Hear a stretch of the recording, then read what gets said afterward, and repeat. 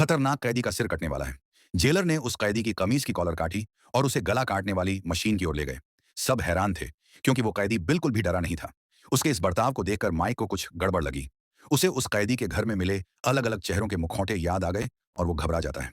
तुरंत उसे रुकवाने के लिए आगे बढ़ता है। एक दिन पहले अदालत में प्रियंका अपने चेहरे पर थपथपा रही थी। असल में वह कैदी से इशारों में बात कर रही थी। कैदी देखने में सहमा नजर आ रहा था, लेकिन असल में अपनी आंखें झपकाकर जवाब दे रहा था।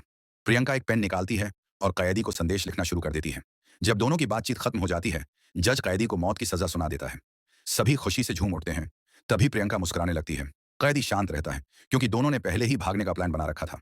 प्रियंका कैदी द्वारा बताई गई दूसरी गली में जाती है। पांचवीं ईंट दबाते ही दीवार दरवाजा बनकर खुल जाती है। वहां कैदी की स्पोर्ट्स कार छुपी होती है। प्रियंका 37 किलोमीटर दूर किसी पहाड़ी पर जाती है। वहां जाकर दरवाजा खुलता है और वह कार अंदर ले जाती है। कैदी का सीक्रेट अड्डा सामने आ जाता है।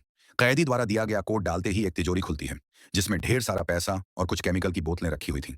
प्रियंका हरी और नीली दवाइयां उठाती है और प्लान के मुताबिक शहर में चली जाती है। वह अच्छे कपड़े पहनकर किसी मंत्री से मिलने जाती है, जो उस पर पैदा होता है। मंत्री पहले ही उसके मुंह में डूबा हुआ है, इसलिए उसकी हर बात मान लेता है। प्रियंका चालाकी से उसके कान में कुछ कहती है और मंत्री सब मंजूर कर देता है। टेबल पर रखे न्यूज़पेपर की हेडलाइन उस कैदी की फांसी के बारे में होती है। प्रियंका उससे कहती है कि वह इस इंसान का चेहरा देखना चाहती है, जिसे सब शैतान कहते हैं। मंत्री पहले मना करता है, फिर मान जाता है। वह शर्त रखता है कि वह भी साथ चलेगा। अंधेरी रात को वे जेल पहुंचते हैं। मंत्री जेलर को मना लेता है कि उन्हें कैदी से मिलना है। रात को वे जेल के कमरे में चले जाते हैं। कुछ समय बाद जेलर शांत ढंग से कहता है, कैदी ने कुछ भी नहीं कहा। जेलर बताता है कि कैदी जब से जेल गया है, बिना कोई बात किए ही रहता है। जैसे ही दरवाजा बंद होता है, प्रियंका मंत्री को एक इंजेक्शन देती है, जिससे वह बेहोश हो जाता है। फिर प्रियंका एक पिन से कैदी की हथकड़ियां खोल देती है। जब मंत्री बेहोश होता है, प्रियंका उसके चेहरे पर मास्क चढ़ा देती है और कैदी का चेहरा बदल देती है। वह कैदी को बाहर ले जाती है।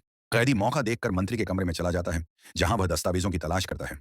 जब वह निकलने वाला होता है, मंत्री के पीए को जेलर की कॉल आती है। उसे बताया जाता है कि कैदी ने मंत्री का रूप ले लिया है, लेकिन पीए उसे फर्जी कॉल समझकर काट देती है। कैदी ने वह सब कुछ सुन लिया था और वहां से भाग जाता है। वह पुलिस वालों के सामने से निकल जाता है, जो उसे पकड़ने आए थे।